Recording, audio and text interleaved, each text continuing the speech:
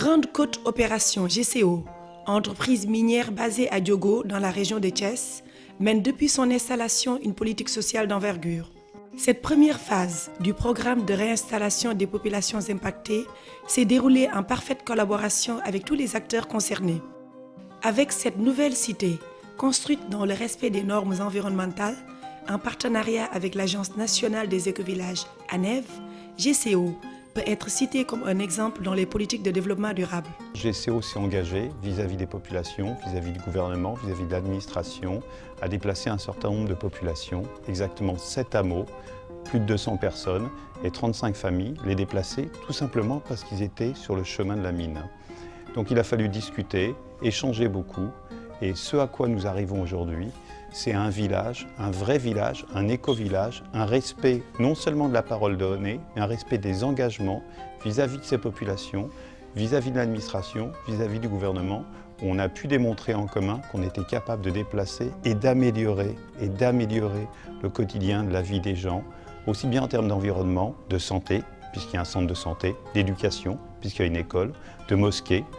puisqu'il y a une grandeur d'âme avec un lieu de prière, et tout simplement de solaire, de qualité de vie, de tout ce qui va autour de ce qui fait le quotidien. Un plan d'action de réhabilitation participative a été réalisé par un cabinet de consultants indépendants, agréé par l'État du Sénégal et mis en œuvre par une commission de réinstallation créée et présidée par le préfet du département de Tivaouane. Cette commission est composée des représentants des populations à réinstaller, de leurs chefs de village, des élus locaux, du sous-préfet de Meouane, mais également des services compétents départementaux de l'État et de GCO. Il est important de préciser que tout le processus de réinstallation s'est déroulé de façon participative, privilégiant le dialogue et l'écoute des différentes parties prenantes à travers cette commission de réinstallation qui est l'organe de décision. La mise en œuvre de ce part comporte 2 composantes majeures, à savoir, d'une part, la construction du village de réinstallation moderne, respectant la culture et la sociologie des populations affectées et disposant de toutes les commodités communautaires requises. Et d'autre part, la restauration durable des moyens de subsistance de ces dernières. Il y avait des habitations qui étaient dans la mine. Le GCO a développé avec l'administration locale une démarche de recasement et de délocalisation de ces populations hors de la mine, dans des conditions acceptables. Et ce processus, nous l'avons élaboré en rapport avec la direction, le département social, en rapport avec les populations impactées directement, en rapport avec la collectivité locale. Donc plusieurs réunions ont été effectuées au niveau de la sous-préfecture, de la préfecture Tivaouane, au niveau même du camp, au niveau social, pour vraiment intégrer tous les droits que la législation a prévus en cette matière. L'ensemble des acteurs vraiment ont pu trouver un terrain d'entente et vraiment juger positivement et vraiment apprécier, n'est-ce pas, positivement, vraiment se rendre compte, n'est-ce pas, de l'utilité qu'il y avait, je dirais même de l'exigence qu'il y avait donc à délocaliser donc ces 7 hameaux pour permettre à l'entreprise de continuer à dérouler les activités tout en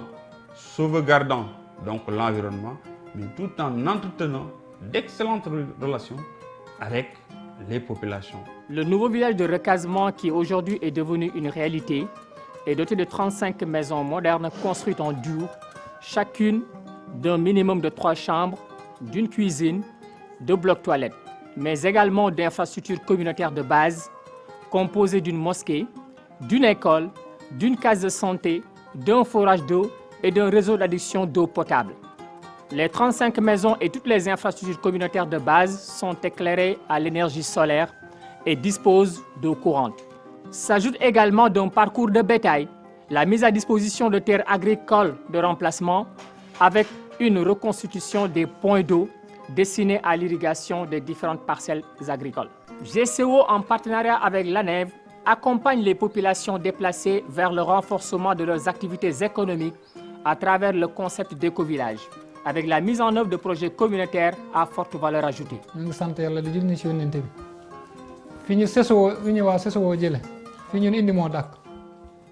fii wax dëgg Yàlla baax na fa la ñu nekkoon mooy jafe-jafe lañ doon dund foofu beeñ bi da doon ñëw di jël suñu désert bi da doon ñëw di jël suñu kër yi di leen suul te wax dëgg Yàlla bi ñu ñëwee fii nit ñi di liggéey fii liggéey bi ñu am fii amuñu ko woon foofu ñoo ngi ciy kontaan bu baax di ko rafetlu di sant waa sesoo yëpp am nañu fi case de santé am nañu école am nañu mosquée yëpp am nañu ko fii te amuñu ko woon fële am nañu forage it aussi te fële amul woon foofu kon ne dañu koy rafetlu wax dëgg Yàlla kontaan nañ ci bu baax a baax. Elles sont importantes, les perspectives, puisque derrière, il y a un autre village qui s'appelle Foss, avec 600 habitants, donc là, le triple de ce qu'il y avait jusqu'ici. Grâce à l'administration, à monsieur le préfet, à monsieur le sous-préfet du secteur, nous avons créé une commission. Donc la commission vient d'être créée, nous attendons le décret d'application. Et derrière, il s'agira de déplacer aussi 600 personnes avec leur accord, les familles, de créer non pas des maisons en torchis ou en bois, mais des maisons en dur, toujours pilotées avec l'aide de la nef, pour que ces populations puissent, dans cette nouvelle ville qui va se créer, avoir les mêmes conditions de santé, d'études et de qualité de vie.